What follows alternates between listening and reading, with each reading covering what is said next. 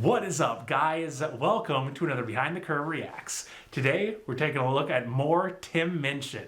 This is going to be If I Didn't Have You. Apparently the full version, I think it said on the YouTube video. So yeah, I'm not really sure what to expect. In the last thing that I reacted to from Tim, I got to see more of like his stand-up side, which was really cool. His delivery, his cadence kind of reminded me of one of my favorite comedians. So I'm really excited to see more of that. I don't know if this is going to be more stand-up or more music, but I am really excited to get into more of his stand-up. But this is actually a Patreon request, so huge thank you to Morty, my awesome patron, giant Tim Minchin fan. But yeah, not really sure what to expect here. It kind of seems like it would be maybe like a sad song, but I mean, honestly, just right now, me like trying to guess what I think this is going to be about, I just know I'm going to be wrong. Like, Tim is just that kind of person. He is so good at subverting at least my expectations that I'm just not even going to try. So, Morty, thank you again for the request and the patronage. Thank you all so much for watching, and let's go ahead and get into it.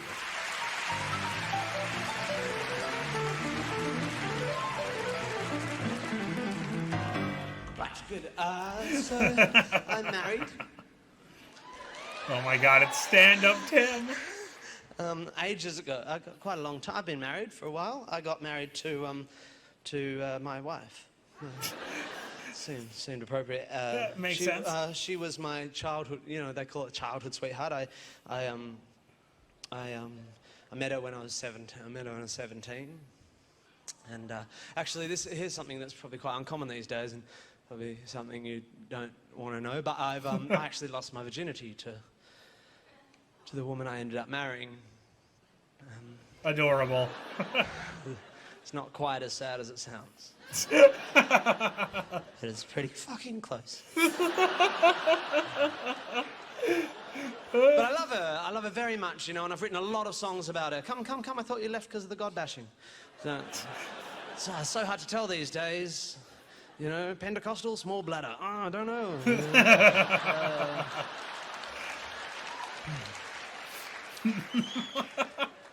I've written a lot of songs for Sarah, for that is her name, over the years, and I always try to include one in my show just as a sort of thank you, really, because I just can't imagine my life without her, basically, and so this is for you, Sarah. It's called If I Didn't Have You.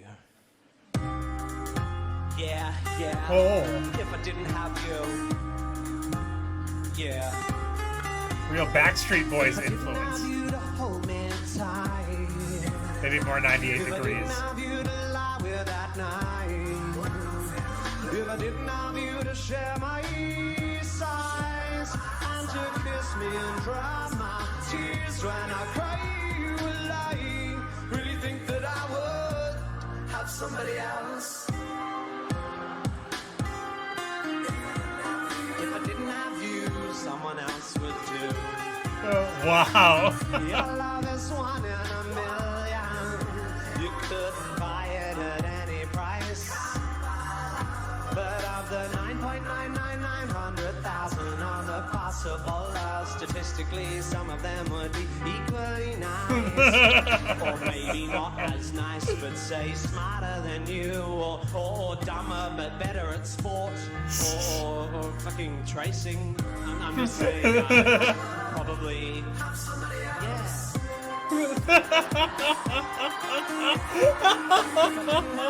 Someone else would do. If I were a rich man, God. I guess I would be either the surgeon or a model or a rally of the Royals or a Kennedy or an infomaniacal exhibitionist heiress to a large chain of hotels. If I were a rich man, maybe I would fiddle with the rich man girls. I'm not saying that I'd not love you if I was wealthy or handsome, but realistically, there's lots of fish in the sea, and if I had a different rod, I would conceivably land some.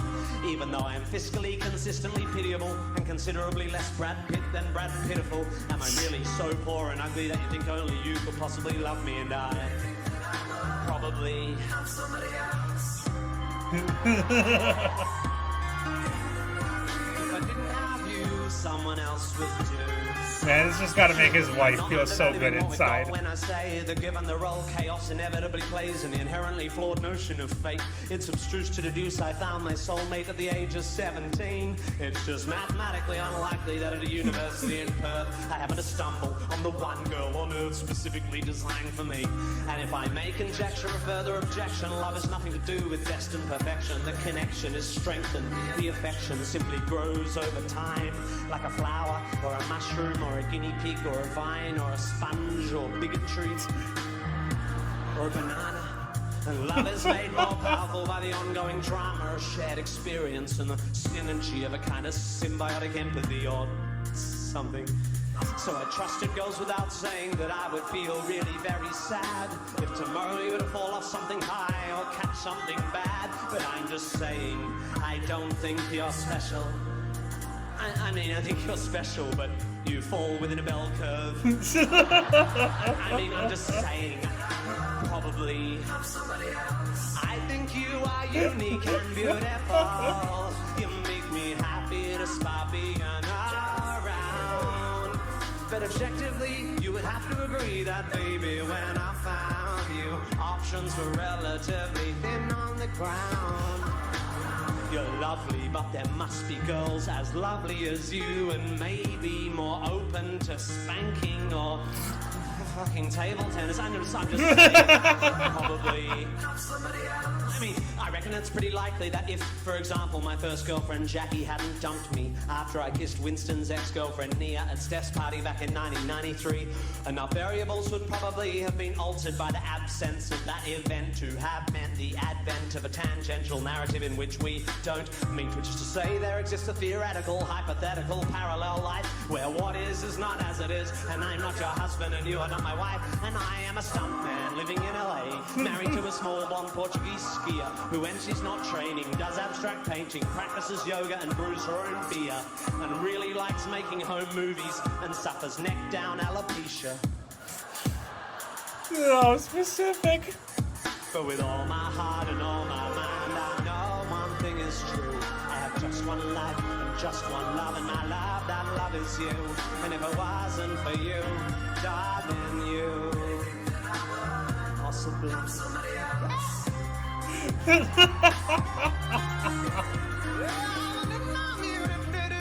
Someone else and Charlie do the motherfucker,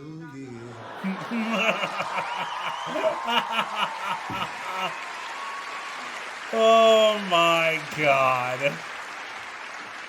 So I wrote that song because I thought after all the nastiness, I should write something that wouldn't offend anyone, you know. But there's always one, you know. I came out of my show a couple of months ago and first started performing that song, and there was a girl, a young woman, waiting to talk to me, 19 or 20, I reckon. And at some point I said, "So, do you enjoy the show?" And she said, "Yeah, it was really good, mostly." And I went, "Okay, what didn't you like?" And she said, "It's just, I liked it all. It's just that if I didn't have you, the sexist one, you know, I just don't like that sort of sexist comedy. I just don't find it funny." I was just sitting there the whole time thinking, what it would be like, you know, being your wife, being the subject of such a sexist song. And I said, "Oh. You studying feminism at uni?" Oh my God. I didn't say that. I should have said that. But I realized immediately that she'd made a mistake, because she obviously thought that was a song about love or relationships or something. It's quite clearly a song about maths. Right, exactly. Math and statistics. And also, I thought, well, what a hypocrite. You know, because actually, if you think about it, she was being sexist in making the rather condescending assumption that my wife as a woman couldn't handle that, you know, sort of humor, that my wife is some kind of wilting flower of a woman who cowers in the corner of my kitchen as I periodically beat her with bags of comedy oranges. But that's not the case. I mean, it's Sarah and I, share a sense of humor. Obviously, we've been together almost course. half our lives. She made me like this.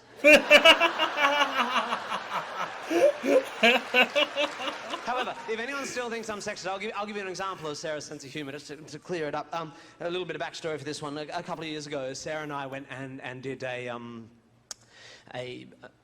baby, and you should definitely do one if you want. But I want to tell you something, because I didn't know this, right? When you first get your first baby, when they're little things, first couple of months, you spend your whole life scared shitless, because tiny babies, they sleep all the time, and when they sleep like this. They go.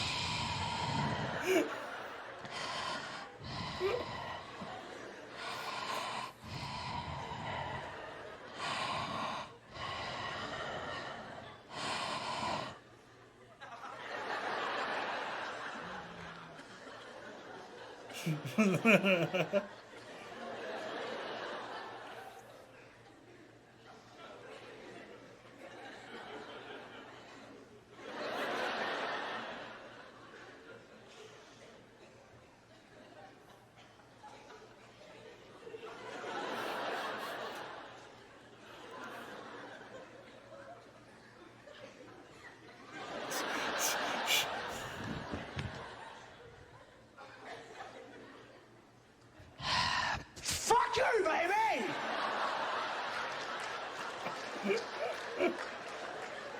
And that's how little babies are. So anyway, when my baby was about that age, sort of 2 months old, my wife and I, it was nighttime, and we put her to bed in our little cot, in our little room, in our little house, in our little lives, and we were sitting there on our medium-sized sofa watching quite a big telly, and just trying to watch a movie, it's evening, and just trying to relax and chill out together. And about a quarter of the way through the movie, I said to Sarah, I'm just going to pop in and check on the baby. And Sarah said, Tim, don't go and check on the baby. Just sit down and relax for once.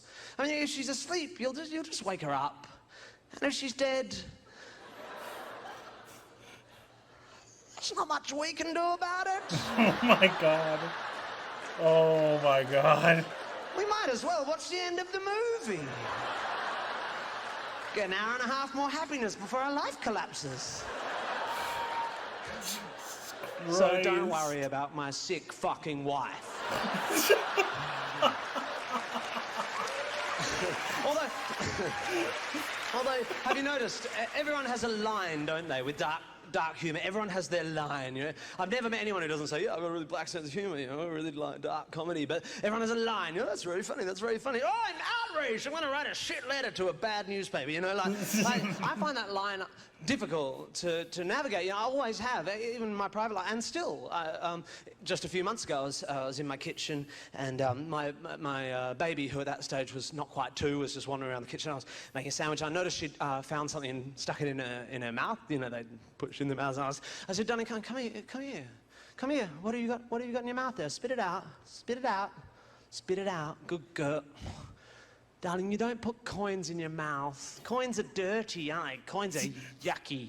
Yeah, you don't put coins in your mouth. Your mouth is for food. And a little later on, cock. See? Fucking knew that was funny, right? That's funny, isn't it? Exactly, but my wife was in the kitchen. And my wife was like, Tim, for Christ's sake, you can't say that. She might like pussy. Yeah? Yeah. Oh my God, what a storyteller, man. That was awesome. That was amazing. That whole thing was just so funny. All right, so first off, the song. That song was hilarious. And I think one of the reasons why I found it to be so funny was that statistically, he was not wrong. Like, I'm a big, like, stats and, like, math nerd myself. So hearing him go into that, it's like, holy shit, this is, like, the worst, like, the worst nice love song ever for your wife, yet everything that he's saying is technically true. Oh my God. I just gotta say, good for Tim and Sarah. Like, good for two people with such outrageous senses of humor to find each other and, yeah, to be together forever. It does, you know, kind of bring up why, you know, the whole the one is kind of funny. You know, like, yeah, okay, she might be the one, but, you know, let's say that instead of when you met her at college, you decided to go to college on the other side of the country. You know, does that mean that you never would have been married? Does that mean you would have married somebody that wasn't the one and you eventually would have gotten divorced? It just doesn't make much sense to me, and I loved seeing Tim kind of address that from more of like a surgical, mathematical angle. And his auto-tune, like, normally I don't hear a lot of auto-tune during Tim Minchin live performances, but it was still not quite as bad as his Jesus Christ Superstar auto-tune. Still just very unnecessary. Still to this day, don't understand why they did it. But yeah, no, this song was so funny. Although I can just imagine him playing this for his wife the first time. I bet that she absolutely enjoyed it. Hopefully, Tim and Sarah are still together because they seem like they're just, you know, made for each other. And then the stand-up. The stand-up was great. Like, I love his style. His, like, almost, like, neurotic, nervous energy, like his chaotic force that he brings to the stage, which was, like, when I was thinking about it a little bit earlier, like when I was told he did stand up, I'm like, man, like, I wonder what kind of, like, stage persona he's going to adopt for this. And that was not where I saw him going with it, but it works, and I'm really happy for him. Like, way to go, Tim. I don't know if he started as a stand-up or if he was just, you know, really good at music, sort of doing these concerts and then sort of throwing, like, music into them. If anybody knows that, please let me know, kind of like his career arc. And normally I wouldn't really care, but this guy is so fascinating that I just feel like it would be a really, really cool read. So yeah, anybody wants to link me down in the comments, by all means. I think the only thing I wasn't a huge fan of, his impression of his baby sleeping. It was very funny. It was really funny, but it was like a minute and a half long. I felt it kind of took me out of it a little bit because I was just like, man, it was funny when it started, but Jesus Christ, that is a long time to not be, like, talking during a stand-up special. I don't know. Maybe that's just me. If I got a nitpick, that was the one thing I wasn't a big fan of. But otherwise, this was great. This was wonderful. So yeah, Morty, thank you so much for the patronage, for the request. Thank you all so much for watching. And I will see you all in a reaction very soon.